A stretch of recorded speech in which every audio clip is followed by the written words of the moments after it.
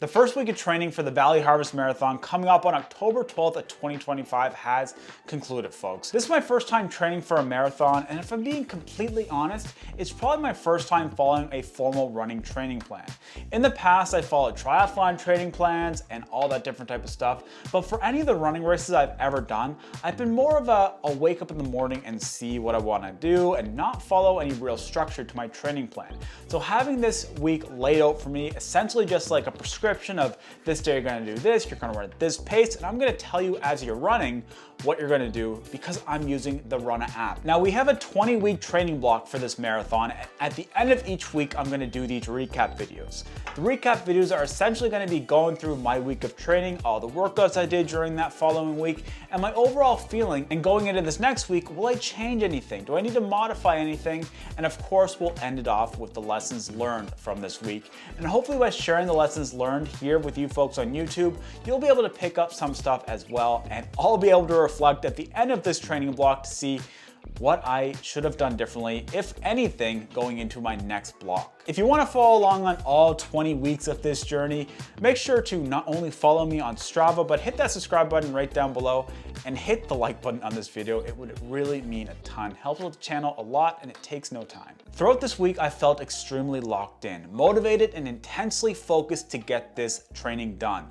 There was no day that I woke up that I felt like not really running, maybe one day that we'll talk about a little bit later on, but the feeling of motivation is something I'm a little bit scared of. I need to be more than motivated to get through this marathon training block. I need to be disciplined, have resilience, and be in control of my mental space because things are gonna get hard. Stuff is gonna pop up that's gonna get in the way of a workout. I'm gonna have to shift things around. That's just life. I have a young daughter, I work full time, I have a wife, I have things on the go. Stuff is gonna pop up, but I'm gonna have to be disciplined and resilient when those things pop up and do my best to be in control of my emotions and my impulses. Motivation is great, don't get me wrong. It just can't be my only fuel. Kind of along those lines, my sleep this week, not the best.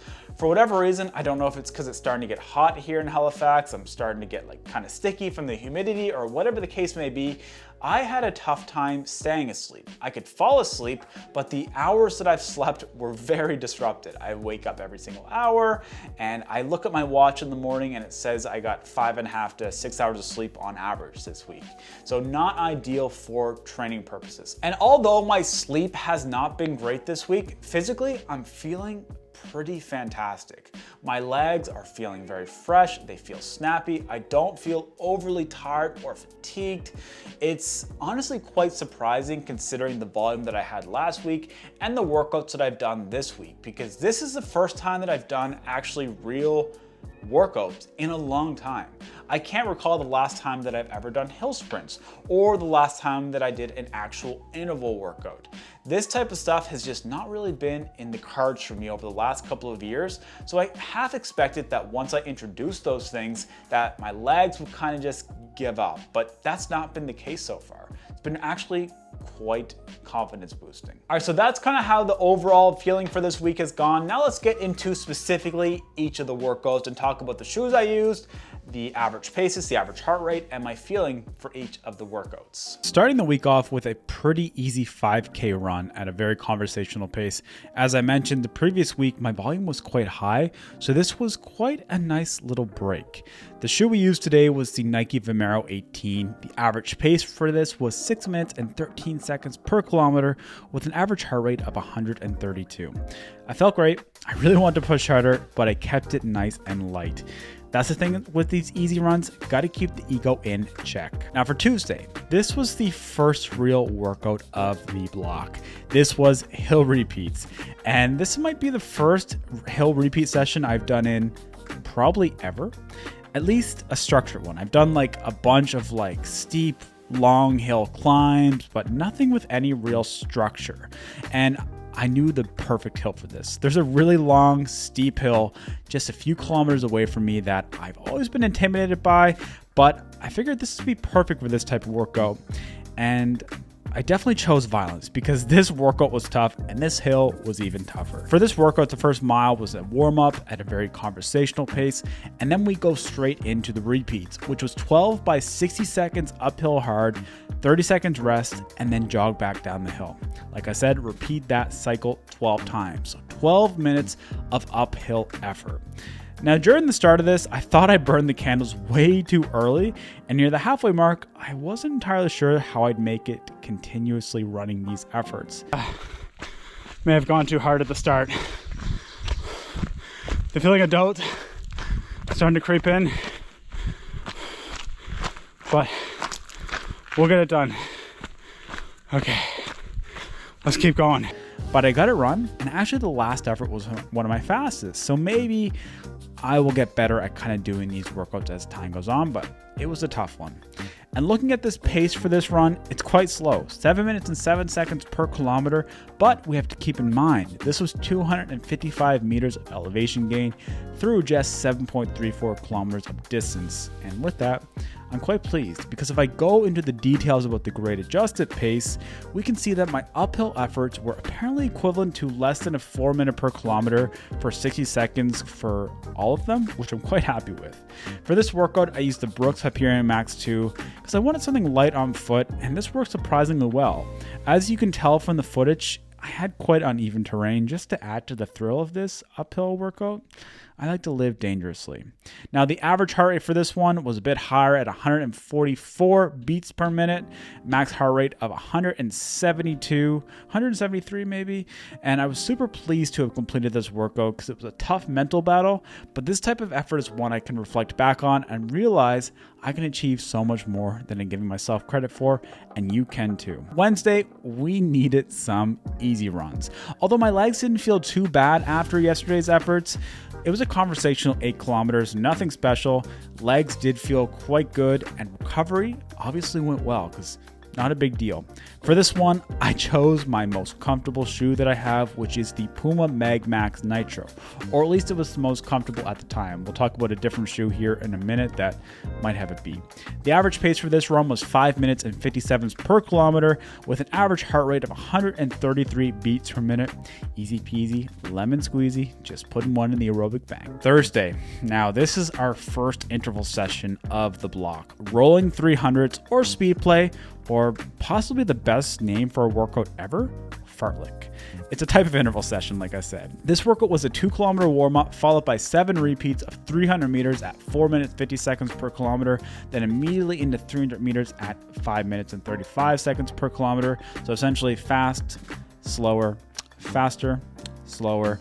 And I'm not great at this type of setting a pace and staying at it. I was mainly going too fast, which is confidence inspiring, or I would go way too slow trying to overcorrect. Although Runna did give me credit for all the intervals, and at the end of the workout, it did indicate that I performed it well.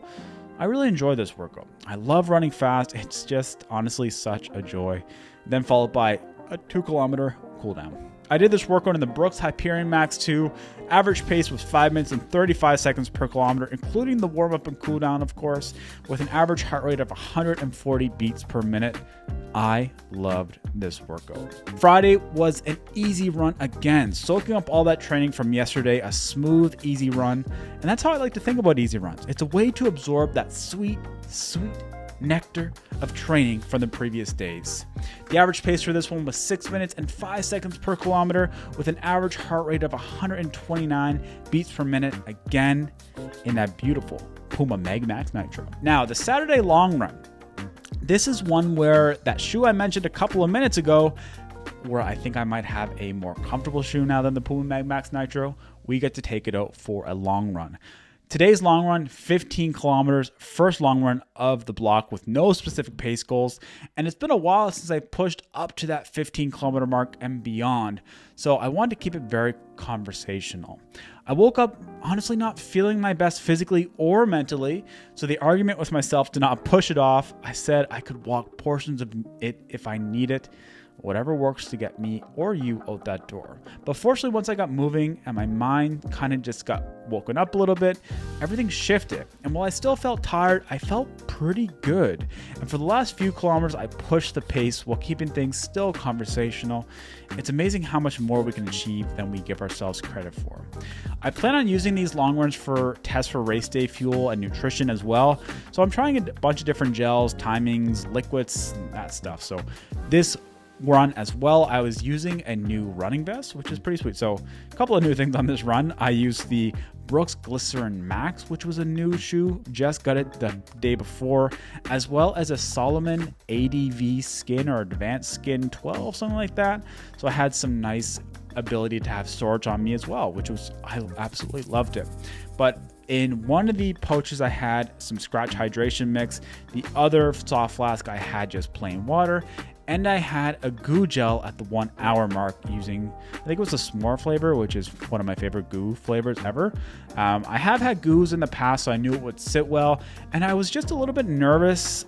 I bought a Morton gel, and I'm kind of odd. I don't like trying new things before mass. I don't like trying new nutrition things on really long runs when I'm going to be out there for a while, so I just stuck with my goo. And like I said, the Brooks Glycerin Max got their maiden voyage for this run, and I had such a great time running in this shoe. It's perfect for this type of run where I'm just trying to get in long, steady miles. This is going to be my go-to shoe. I don't really want to use plated shoes for these types of long, steady efforts. I'm not opposed to it. I just prefer not to. And the Brooks Glycerin Max did it well. The average pace for this one was 5 minutes and 56 seconds per kilometer with an average heart rate of 135 beats per minute. Super pleased with this effort, and it gave me a lot of confidence that I can push the higher distances. I took a 1 minute break like at the hour mark to get the gel in, but I was pushing consistently for the rest of the time, and I actually did the last few kilometers in a faster pace effort than the first few, so very confidence inspiring. And on Sunday, there's no planned run, but I'm trying to run every day. And so I just did an easy run, AK super easy, super conversational, just to soak up that training. I did also a little bit of mobility work. Sorry, I had a tongue twister for that one. That was in the plan. And I think I will eventually move to multiple days of doing mobility during the week, just because as training ramps up, my body's going to need a bit more love. Today's run, we used the Nike Vomero 18, average pace of 5 minutes and 52 seconds per kilometer, and a heart rate of 130 beats per minute. Easy, controlled, really nice way to end off the week. Now let's talk about some potential modifications we might or might not make for next week. So with all the workouts kind of out of the way, do I feel I need to make any modifications for this upcoming week? Do I need to kind of taper down the pace? Do I need to increase the mileage? What do I need to change for next week? And for me, I don't think there's anything I need to change. I feel like this plan has done a good job of kind of estimating where I'm at and where I need to go. So I don't feel like modifying anything right now. And the lesson learned this week, folks, is a personal one for sure.